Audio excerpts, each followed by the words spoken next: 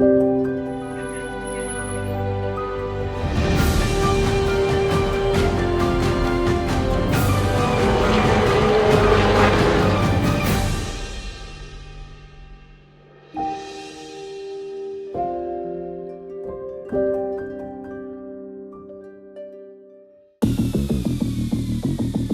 marque Alpine, c'est la légèreté et la sportivité.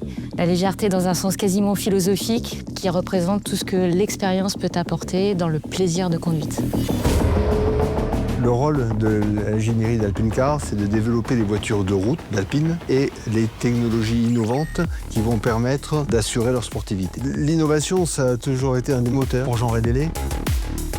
Dès le départ, Jean Rédélé s'est beaucoup appuyé sur les organes, sur les technologies du groupe Renault pour pouvoir se concentrer sur ce qui était important pour maximiser l'efficacité, l'innovation et le plaisir de conduite de ces voitures. Et en particulier, il a beaucoup travaillé la légèreté.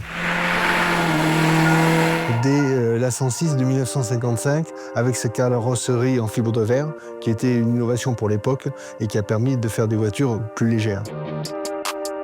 On peut citer en 1958 la 108 avec le châssis poutre qui a permis d'accroître la rigidité de la voiture tout en la gardant très légère. Et ensuite sur la berlinette, il a utilisé ces technologies, il les a optimisées au maximum et en plus la voiture avait une esthétique très réussie qui a assuré sa compétitivité et son succès.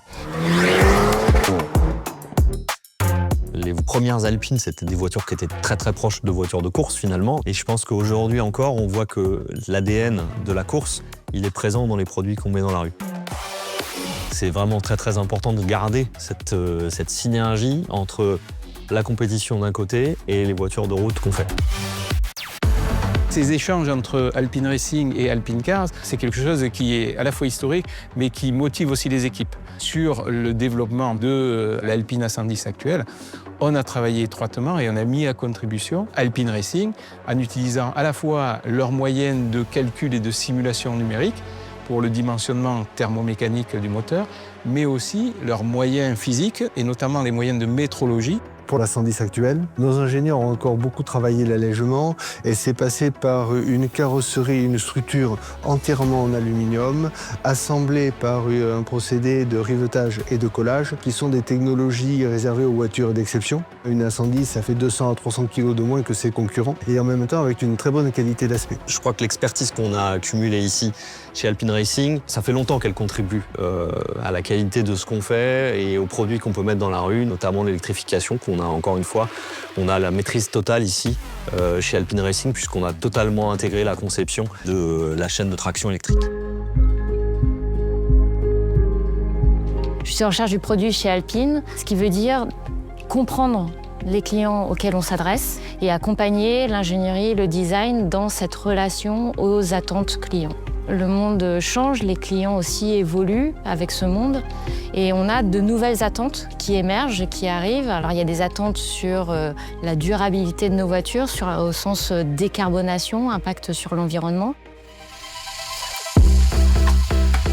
Le passage à l'électrique, c'est plus une question, de toute façon, c'est une nécessité. Les deux principaux challenges quand on passe de véhicules thermiques à des véhicules électriques, c'est l'ajout de masse, ce qui va d'ailleurs à l'encontre de ce qui est l'ADN de la marque. Donc il y a l'enjeu de conserver l'agilité historique de la marque Alpine tout en ayant à gérer une surmasse ou un surpoids. Donc là, on a des systèmes pilotés qui permettent d'aider, de faciliter les véhicules à se comporter de façon agile, en dynamique.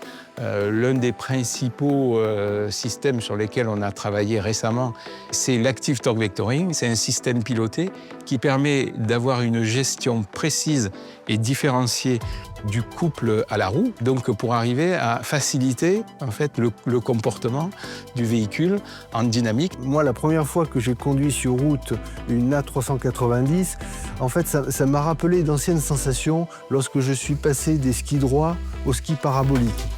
On retrouve cette agilité, cette facilité qui donne en fait un plaisir immense.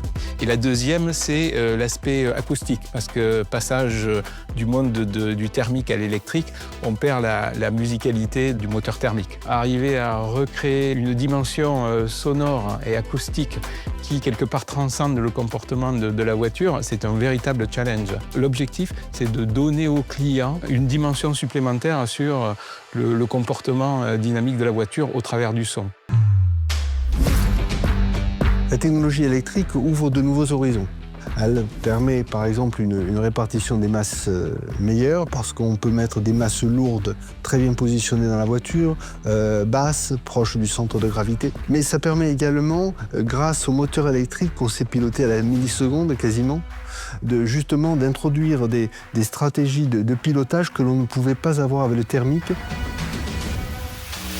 On vient d'investir dans un nouveau banc de simulation dynamique véhicule.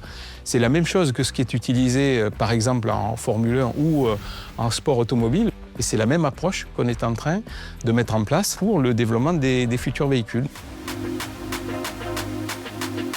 On est en train de créer, autour d'Alpine Racing, Hypertech Alpine, qui est une structure de haute technologie, une vraie vitrine pour l'ingénierie du groupe Renault, et d'Alpine évidemment en particulier.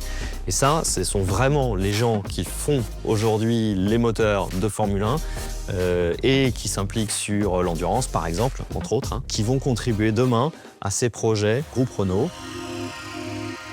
Ça passe forcément par le développement de nouvelles technologies, ça passe aussi par des façons de raisonner qu'on utilise en compétition, qui sont quand même assez différentes finalement de ce qu'on peut voir dans l'industrie automobile, pour sortir du cadre en fait, et penser en dehors de la boîte, comme on dit en anglais. Et ça, je pense que c'est vraiment important et ça peut donner de très belles choses, en tout cas j'en suis convaincu. On est en train de développer ici, chez Alpine Racing, le moteur de la future supercar Alpine. Et ça, c'est très, très prometteur. On va voir là le vrai transfert de la technologie, du savoir-faire des gens de la F1 et de l'endurance vers une voiture qui va être homologuée sur la route. Et ça, je pense que ça va beaucoup plaire.